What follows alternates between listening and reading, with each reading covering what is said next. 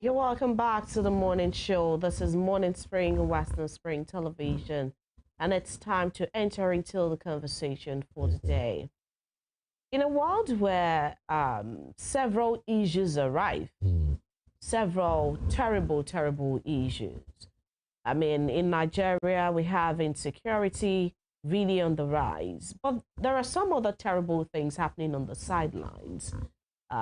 Issues like rape, and these are issues that, although some people, some persons are beginning to speak up about their experiences, but several others are still unable to speak up.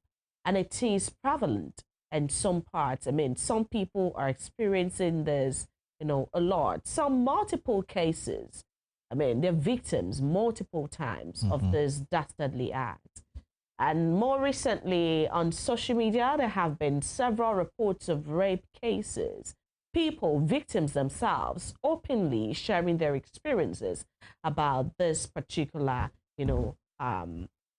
act and experience they've been through. And it's really gory. It's a terrible thing to hear, but it's happening. And that's why we try to talk about this on the show. This is where we talk about things as it is, right? To bring you abreast of happenings around us. Several, reports of that, though not verified, but victims. I believe that people would not come on air to talk about things like this if it didn't really happen to them. But whatever it is, we would like to talk about rape today and the victims. What are those things that constitute rape? How do you take care of it? What are the measures? What are punitive measures that can be taken? Or how do these people find closure? How do they find help? All of these things we'll talk about on the show today. And for that particular conversation, we have citizen Lola Wey, right here. And she's a children and human rights activist. She's the executive director of Eco Center for Transformation and Empowerment Initiative. It's called ECTI. The alias is Eco Center, and that's in Oshobo, Osun State. She's also the Osun State coordinator of Center for Anti-Corruption and Open Leadership. She's right here to make sense of the conversation with us this morning. Good morning, Madam Lola Wey. Good morning, Nigerians. All right, it's good to have you on the show today. Thanks for having me. You're right. All right, so rape. Many people would say, what constitutes rape?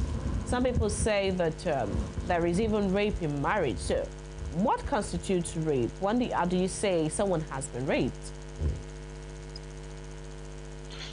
Well, we give you the definition of rape according to the Violence Against Persons Prohibition Law of Osun State, which defines rape as any forced, non-consensual sexual act, which may be penetration of the vagina, of the anus or mouth by penis or any part of the body or object against a person's will, regardless of gender or age. All right. So there have been reports, like I said earlier in my introduction, there have been more recent reports of rape cases on social media. Several people, ladies, coming out to talk about their experiences. How do you view this? Is it more prevalent these days, or have there been reduction? What are the statistics? Help us make sense of this. I think 1 out of every 3 women or girl has experienced one form of sexual violence or the other in their lifetime, according to that has been carried out in the past. So the level of prevalence is quite high worldwide, but it's rising by the day in Nigeria. The causes are not far-fetched. I think it's rooted in the feeling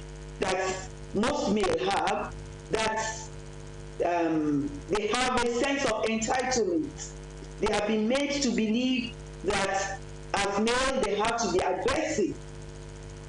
They've been raised to believe that they are also more valuable than the feminine pole. And then this has informed the way they act. Especially, it is also reinforced by the way the media presents the female in the society. As the media most often presents the women, the female folk, as sexual objects, making them believe that the only reason women exist is only for sex. Even some women have internalized this belief and accepting the culture of rape as a normal thing. It isn't normal. It is a crime. It's a heinous crime against God and humanity and against the law of the land. And that was why the Violence Against Persons Prohibition Law of Osun State was signed into law in 2021 to eliminate all acts of violence, either in private or in public, against persons, either male or female, and of whatever age.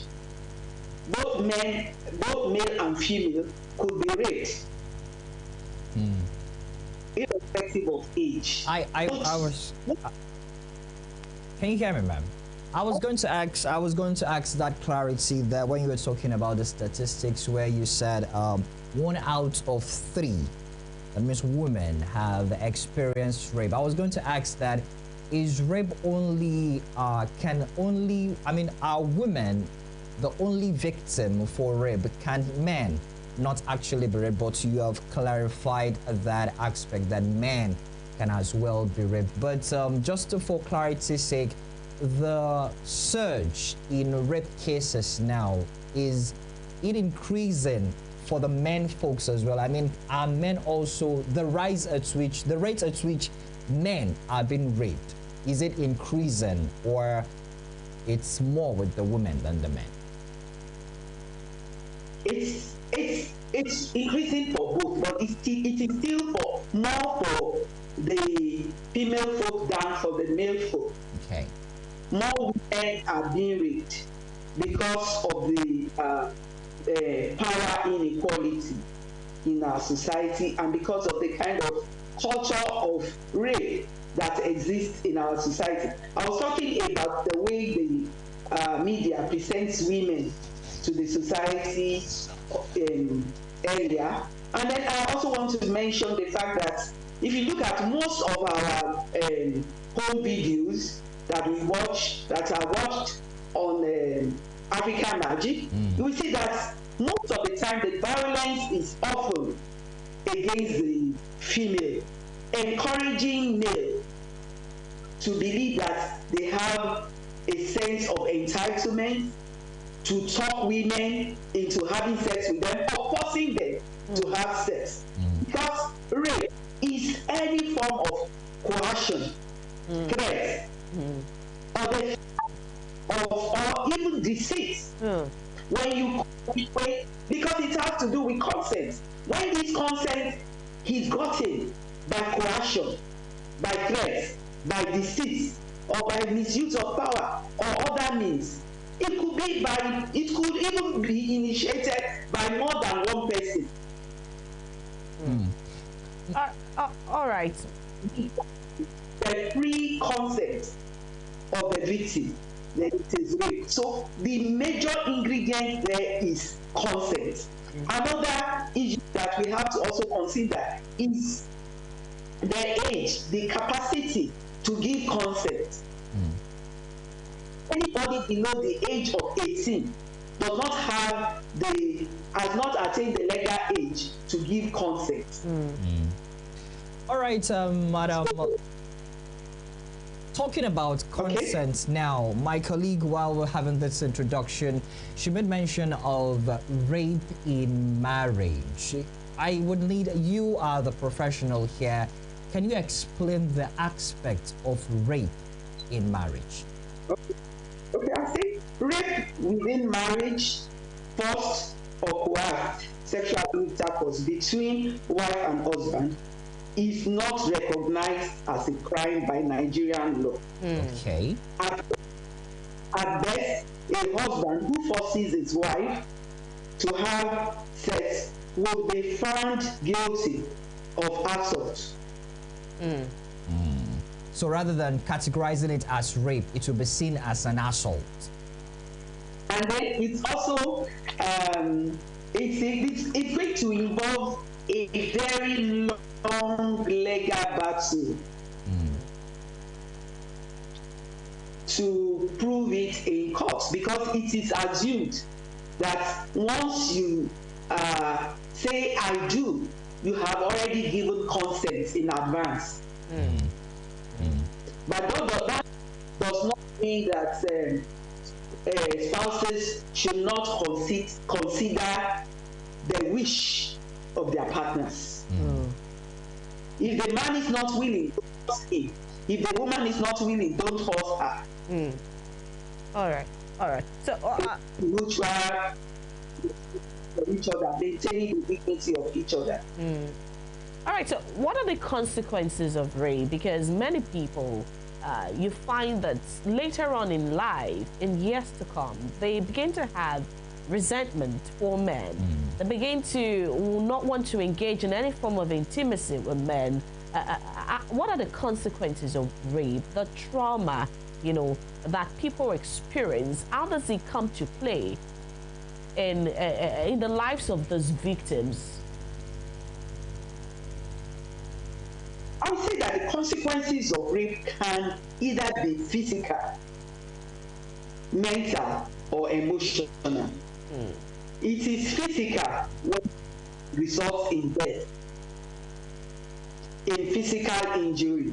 In the course of forcing the victim to submission, the victim could sustain injury, the victim could also get killed. I remember a case that happened in 2020, somewhere in Iduoshu, when a 17-year-old girl that was washing her clothes by the riverside was defiled by a man who was passing by.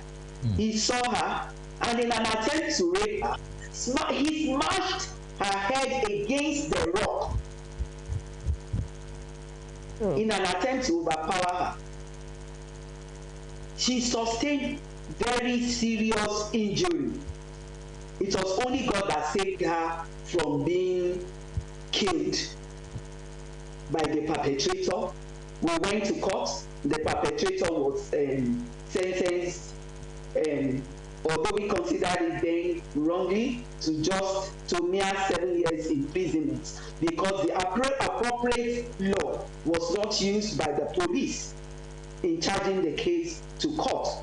We protested, and I want to say thanks to Rape FM.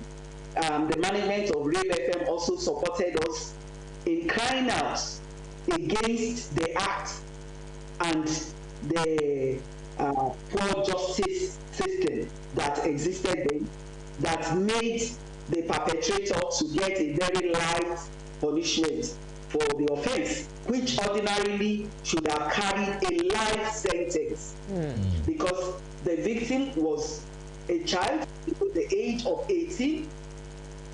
An attempted murder also took place, but the perpetrator was only charged to court by the police for assault, for sexual assault and indecent assault, instead of charging him to court for rape and attempted murder. So sometimes it results in unwanted pregnancy, which may terminate. It could also result in infection, sexually transmitted diseases. The victim could also become develop emotional trauma, like you were saying. They grow up to have abnormal sexual behavior. The person could also start thinking of committing murder, or could even go as far as committing murder. I remember the case of a celebrity, a very popular celebrity then, who committed suicide because she was raped. She didn't recover from the trauma. She alive. Then the consequences of rape can also be economical, because the cost of getting examined, receiving treatment, and getting justice is also quite expensive. You can imagine having to pay the cost of transporting security agents from their stations to the scene of the crime by the family or by the victim, bearing the cost of medical examination by the victim or his or her family, bearing the cost of treatment by the victim or members of family, and then living with the physical consequences of rape, especially if it results in unwanted pregnancy. And that's why we now advocate that immediately someone is raped, the person should receive medical attention to ensure that pregnancy is, and other sexually transmitted diseases are prevented. Okay. All right. I was going to ask you, because thank God you mentioned some, so I'm going to ask you to elaborate on it, but we do not have much time. What are the available help that a rape victim can seek apart from legal help? I mean, what are those steps? What are those things to be done for a person to feel next to normal again? Because once this happens, the person most always will not be the same again. Something has shifted. Something has changed. I think the first thing is the support of the family and of the society as a whole. Hello? Yes, I can hear you. We're with you. You know, because sometimes victims get blamed for being raped, which shouldn't be. That's an abnormality. It should be supported. They should be cared for by their family members and by the society as a whole. Government should ensure that medical examination and treatment of victims is completely free. Then giving writing medical examination report should also be free, cost-free. Recently, I had to appeal to some members of the Osun State House of Assembly to help us pay the fee that was charged